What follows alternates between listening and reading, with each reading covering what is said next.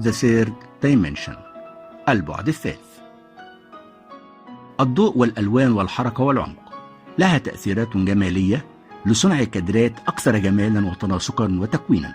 فعند تطبيق قواعد التكوين داخل الكادر والتي تعتمد على خط الأفق والخطوط القطرية وعمق الكادر وترتيب العناصر بشكل يعطي للكادر أبعادا ثلاثية.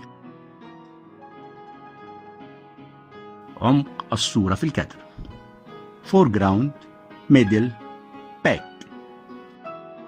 عمق المجال: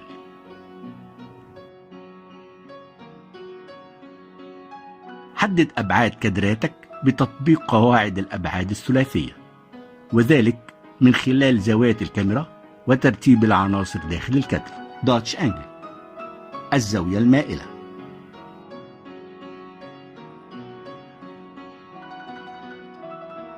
قبل تصوير فيلمك حدد كادراتك وأحجامها وزوايا كاميرتك، وتذكر قواعد بناء الكادر وجماليته.